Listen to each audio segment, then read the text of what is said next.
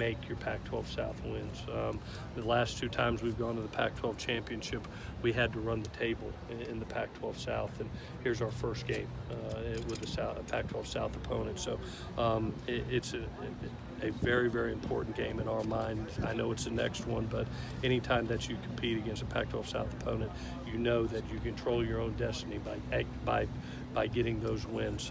Coach Summerlin, I think, has done a great job progressing his team from game 1 to game 4, you know, coming off back-to-back wins.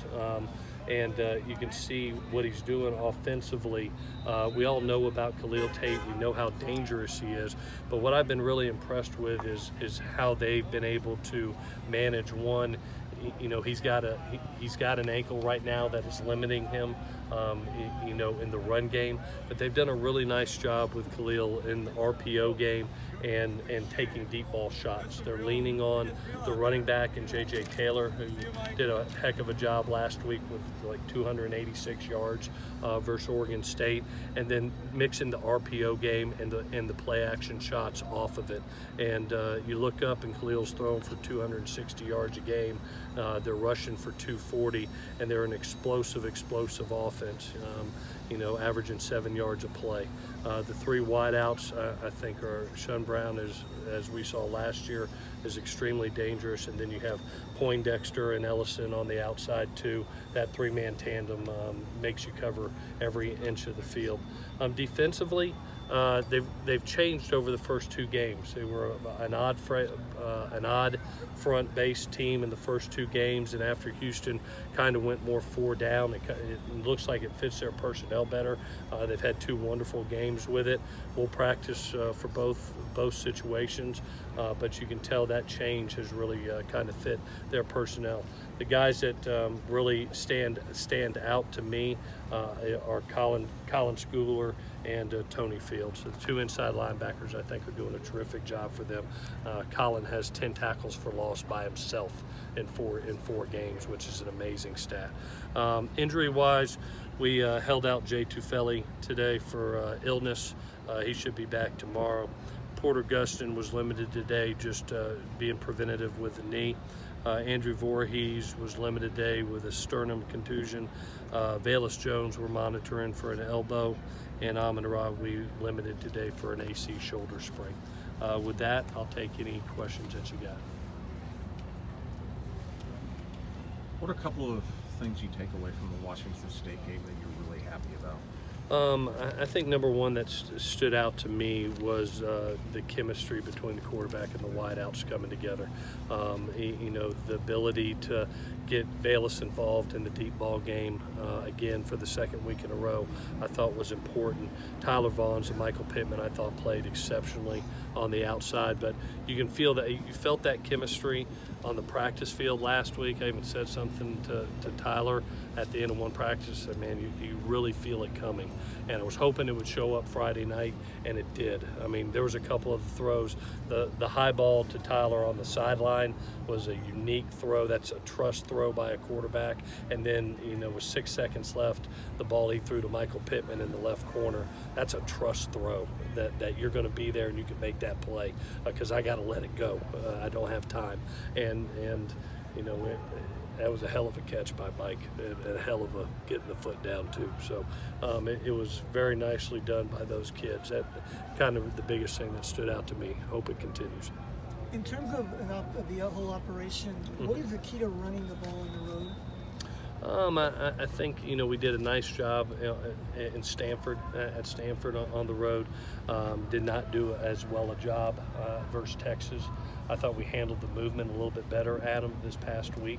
You know, for us, I think it's about just doing our assignments, sticking to our fundamentals and techniques. I don't want to change what happened last week. You know, I thought the offensive line took a step forward. I wish that we would have had more opportunities. We didn't get a lot of plays in that game, and you know, even some of the RPOs are tagged, and you're like, oh God, I wish you would have had it. Oh man, touchdown! We had 2 touchdowns off the RPOs, so you can't get mad at it when he takes the one-on-one opportunity. You know, but I think the availability for our offensive line to have another game of just doing the right thing assignment-wise, because they're big enough, they're strong enough, they have physicality. They showed that last game. You know, the biggest thing for them is just assignment-wise. Has communication been a challenge in the past when it has been hard to run on the road? You know, part of being a great offensive line, especially with movement fronts, is the communication of making the calls, the combination calls, the gap calls, and having confidence in them.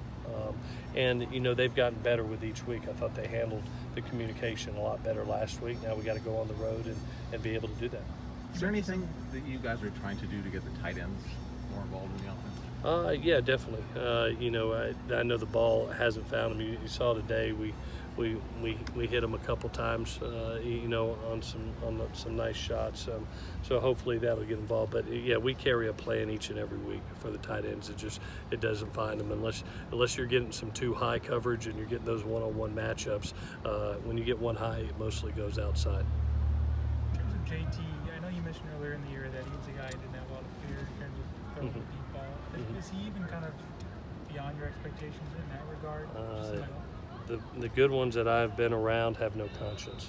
I mean, they just let it fly, and he's one of those guys. I mean, his ability to pull the trigger on the deep ball to Velas, I thought was a perfectly timed ball. You know, the ability, even on the fade throw right before half, that was a perfectly executed throw. It was us or nobody. So he has very much confidence in his arm. He can make every throw on the field, and he trusts his wideout. That's the biggest thing I thought I came away with, was not only that chemistry, but the trust that the wideout was going to make the play. The more that happens, the more successful we're going to be. Coach, what's your philosophy regarding the running back rotation? Is it a gut feel? Situational football dictates it? Well, last week it was a little bit different because, you know, Ced was out Tuesday, Wednesday practice, very limited, and you know, going into that game, Steven and Vi had a great week of practice. They were healthy, they were ready to roll, and so I leaned on them. You know, obviously, you know, you want to get a guy going and get him cranked up. There are some situational things. I think Vi has done a tremendous job of being a short yardage goal line runner. And even in the 4-minute, I thought he did a wonderful job of running through linebacker and safety tackles. I mean, he's a load in between the tackles. You know, Steven is that home run hitter. You know, he's just what you saw on the opening drive. He busts out for 50 yards. And then you got Ced, who's an every down back. All three are capable. Just last week, because of Ced, you know, not really getting to practice the entire week, I went with the other two. It was nothing against Ced. It was just the other two had a great week of practice and they were ready to go. And it was a game that we had to have.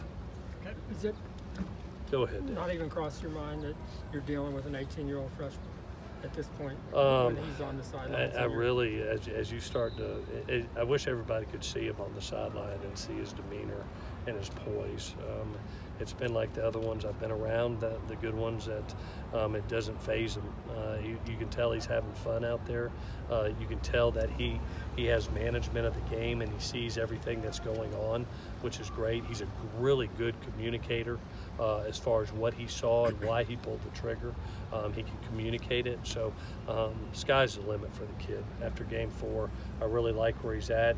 He's not a finished product, but I'm going to tell you, for being where he's at 18 and 4 games in, I'll take another performance like he had last week. All right, guys, thank you.